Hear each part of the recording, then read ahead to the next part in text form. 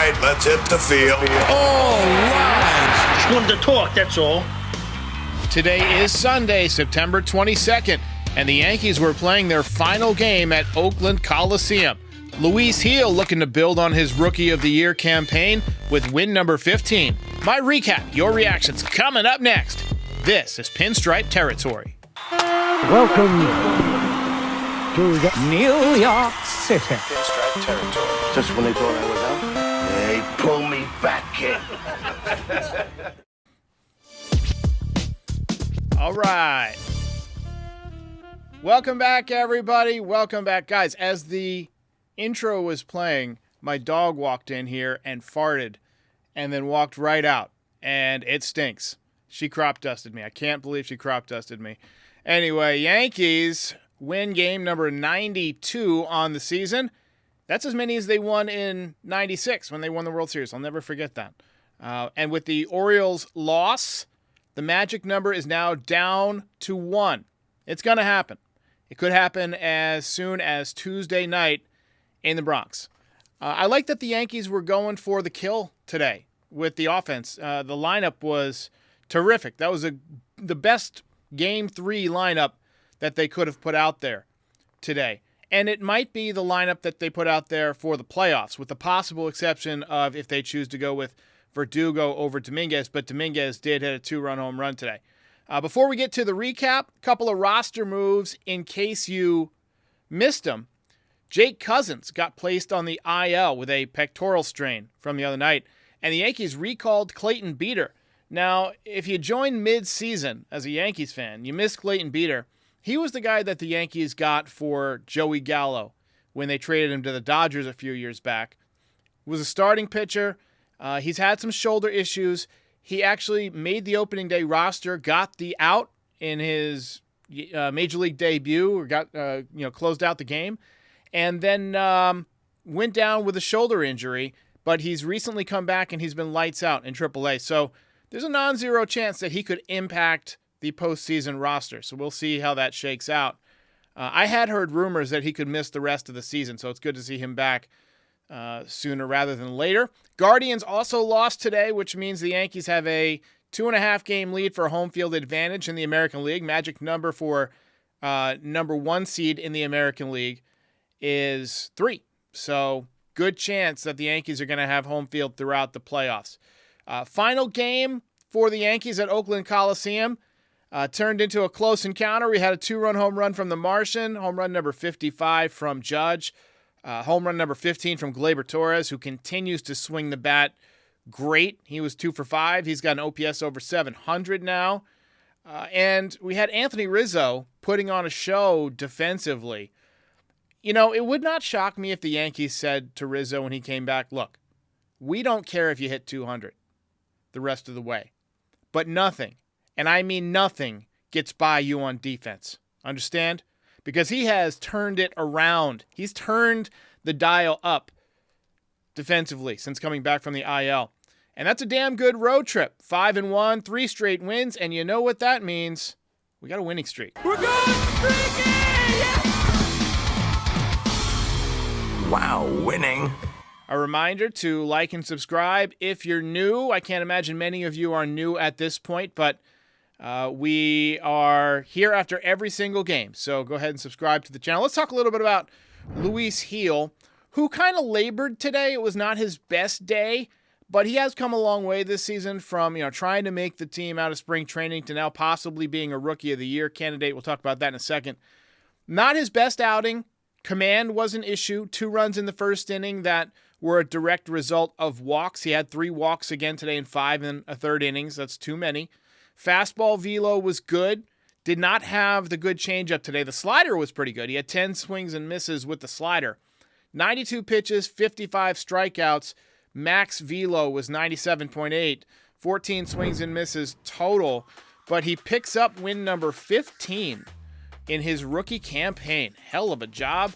28 starts now, 3.27 ERA, 146 innings pitched, 166 strikeouts, 76 walks, and a very respectable 1.19 whip. He just doesn't give up a ton of hits, but he walks a lot of guys.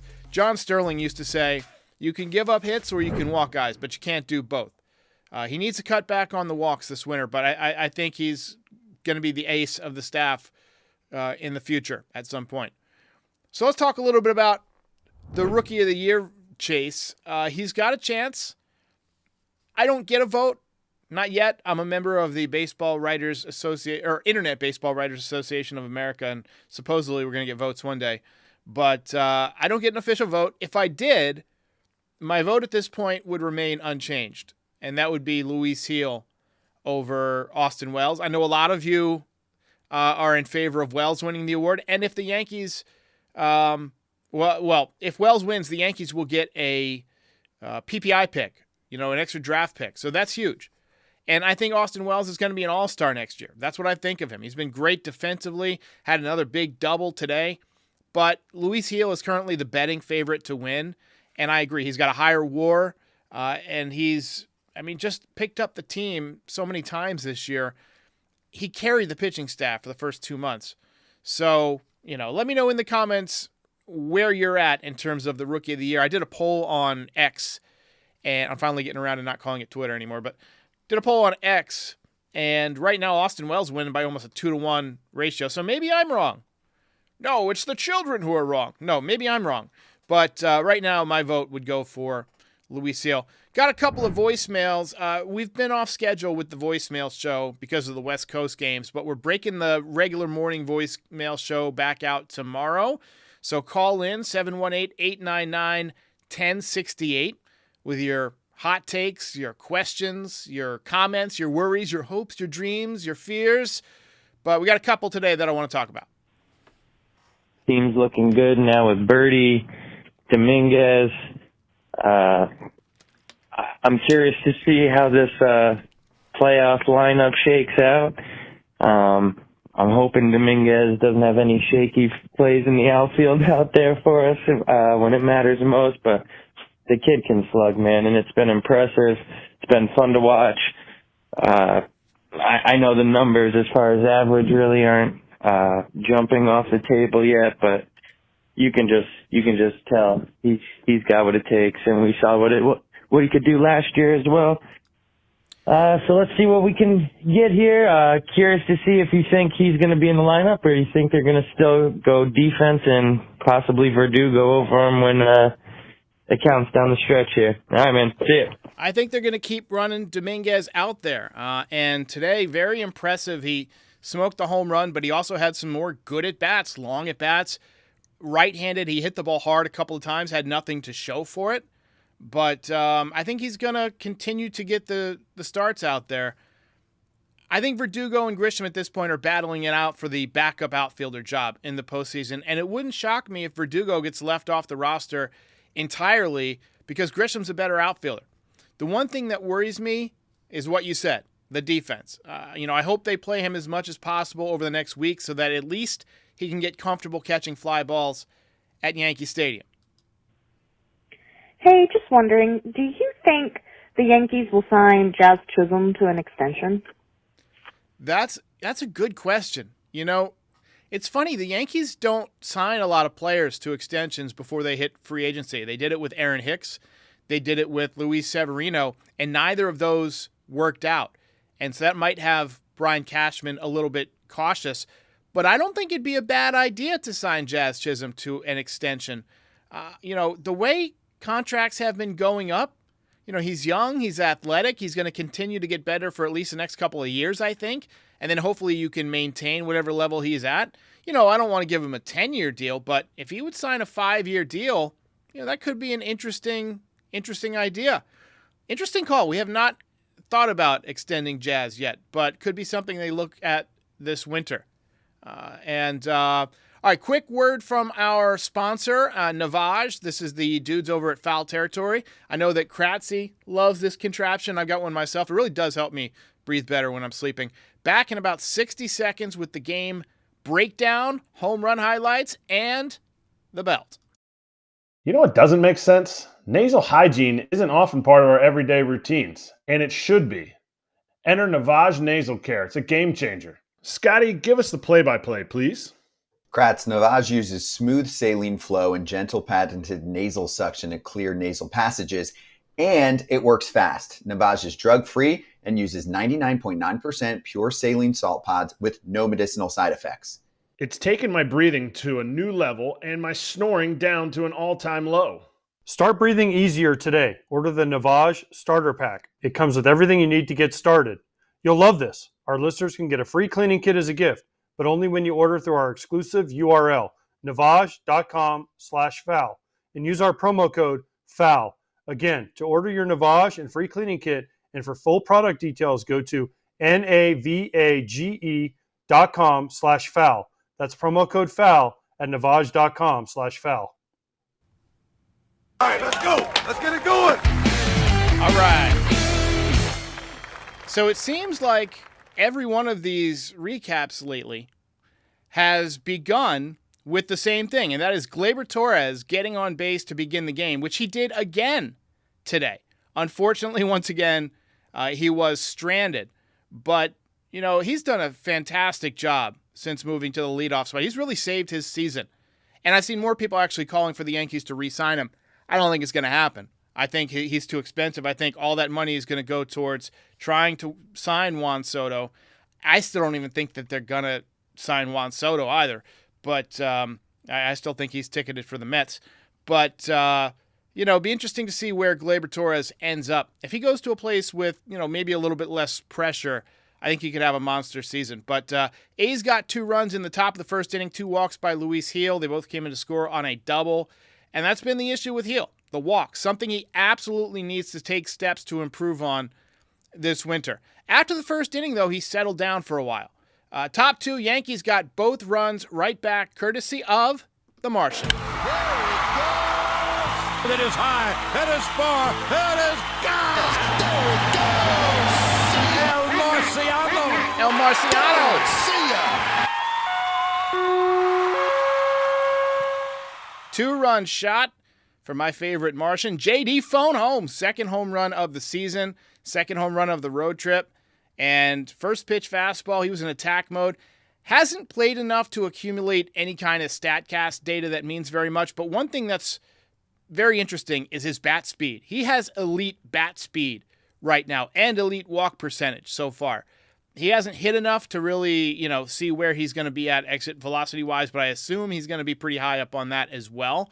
But his bat speed is like 75.2 miles an hour. That's up there. That is up there. Top 3, Yankees went back out on top, courtesy of the captain.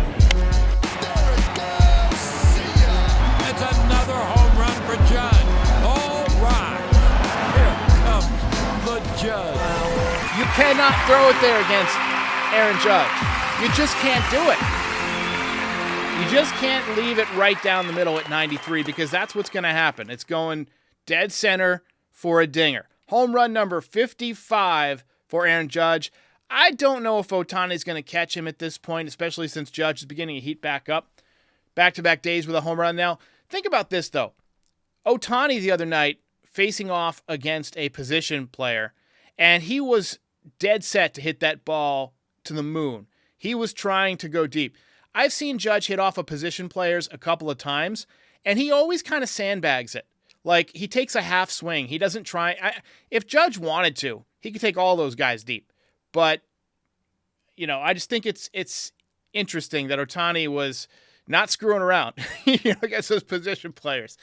Anyway, pretty cool to hear the MVP chants on the road, too. I think it's a foregone conclusion right now that Judge going to win MVP. Bobby Witt has had a nice year, and we know Juan Soto's had a nice year, but neither one of them can touch what Aaron Judge has done. Top 5, Gleyber Torres getting in on the action. Track wall.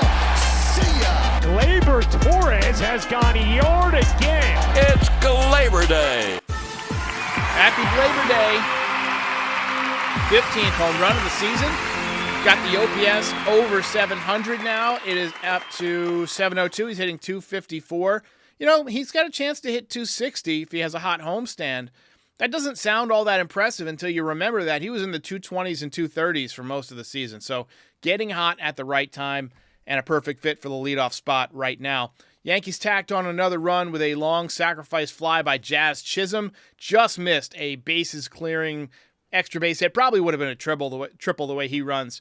But a really nice job in center field by Blade. A's got a couple of runs back in the sixth. They finally knocked Luis Gil out of the game, and then he had a couple of runners left on. Hamilton let them in with a base hit, but the runs got charged to Gil. So final line, 5 1/3, 5 hits, 4 runs, 3 walks, 5 strikeouts. ERA sits at 3.27. And then Yankees answered right back. Booming double to right by Giancarlo Stanton. Second day in a row that he's hit the ball really well. Getting hot at the right time, right on schedule going into the playoffs. Boone came out to get Clay Holmes in the 8th. Clay Holmes should never pitch with a lead. He immediately put the first 2 runners on. He got an out, but, my heart was pounding. I was sweating my bald head off. And then Boone came out to get him, and I did a little standing ovation in my living room. Like, finally, how much does this guy need to suck before you stop putting him into big spots? How many fucking leads does this guy need to blow before you realize he's not good? But they went to Luke Weaver, and Weaver got the job done. 2 strikeouts to get out of the jam. He stayed in there and got the save. 1 2/3 innings. And the Yankees sweep the Oakland A's. Ball game over. Yankees win. Yankees win.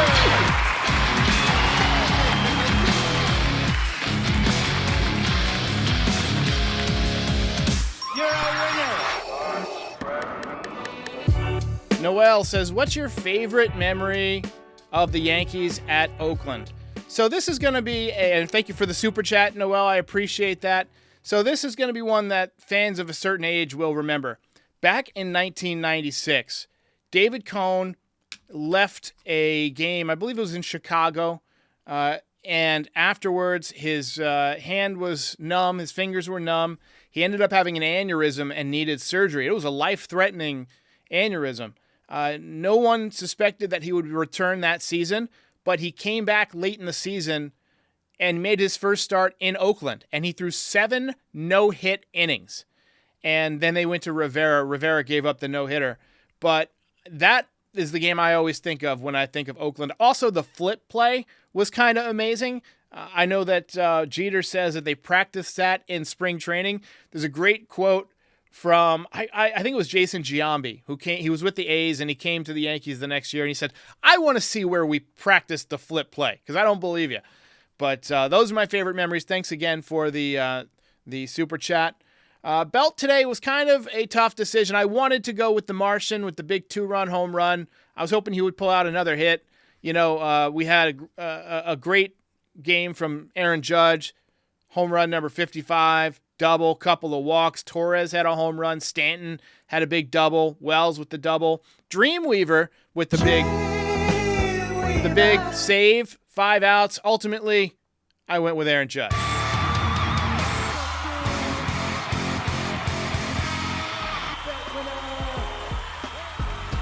Other favorite Oakland memories, people saying the Jeter flip, Coney. James says, best play he's ever seen. I mean, it has to be. I can't think of a more out-of-place play in a bigger spot than that one. It was a huge play. But, she asked my favorite memory, and I just think of David Cone. Right? It's where my mind always goes. I was 13 years old, watching on my couch. I remember I had my rainbow sherbet, and I had a cat named Milo, who was a good buddy of mine. And that was just a good memory, man. Good memory. All right, so we've got a couple more super chats here. This one from CM says, does Clay Holmes make the postseason roster? I think he will. I don't think he should. But I can't see the Yankees leaving him off. I really can't. I mean, Boone loves this guy. They love his quote-unquote stuff. To me, what good is your stuff if it gets hit as hard as it does? Mellow Yellow was at Jeter's flip game. That's great. I'm trying to think of the biggest game that I've ever been at. I went to game 1 of the 95 division series, Mattingly's first playoff game. So when they always talk about, the loudest they've ever heard the stadium was when Mattingly was getting his ovation before game 1. I was part of that. So I was there for that. And I remember when we were leaving the stadium, I'm sitting there, I'm looking at my program or fiddling with whatever we bought, at the stadium, whatever, maybe the scorecard, I don't know. And I walked right into somebody and sorry, man. And then like my dad and my brother were walking behind me and they both stopped for a second, like in awe. And they were like, you just walked right into Joe DiMaggio. Had no idea. My brush with greatness. Literally. All right, take a few more comments here. Dr. Anarchy was at game 2 of the 09 World Series, the A.J. Burnett game. A.J. Burnett is probably remembered for one game more than any Yankee in recent memory. I would say Aaron Boone, but he's been the manager. But A.J. Burnett, he was okay that year. He was mid. But then in the playoffs, he had some very big games. In game 2 of the World Series, I don't know if the Yankees go on to win the World Series if he doesn't even the series there after they got beaten in game 1 by Cliff Lee. But anyway, let's see here. E. Burinson says, Game 2 of the 81 World Series. I guess we're saying the best games that we were at. Yeah, go ahead and let me know in the chat best games that you were at. Sehaj Doshi says he went to 2017 ALCS Game 7. Horrible-ass game. Lou Ram says, our hearts can't take homes in the postseason. Not without some kind of, electric paddles. I need some electric paddles just in case to shock myself back to life. All right, let's wrap it up. Long road trip, 6 games, coming to an end. The final road trip of the season, the regular season. And we've got now 6 games remaining at home before the Yankees will head to the postseason. Sounds like right now they're going to have a 5-day layoff. During that layoff, I'm going to have a couple of podcasts with writers and things like that. We're going to preview the division series, obviously. And that's something you can expect more of this winter. Now that we're full podcast mode and we're linked in with the Foul Territory Network, we have access to, hopefully some more players and writers and famous names. Excuse me. I'd like to reveal some of them, but they're not locked in yet. But there's talks. So hopefully we'll have some of these folks on soon. Reminder to like the video, subscribe, become a member. I'm going to go finish watching Reservoir Dogs. I started watching it this morning, and I didn't wrap it up. So that's my plan for the evening, and I will see you tomorrow on the voicemail show. Reminder, call in 718-899-1068. I'll see you next time.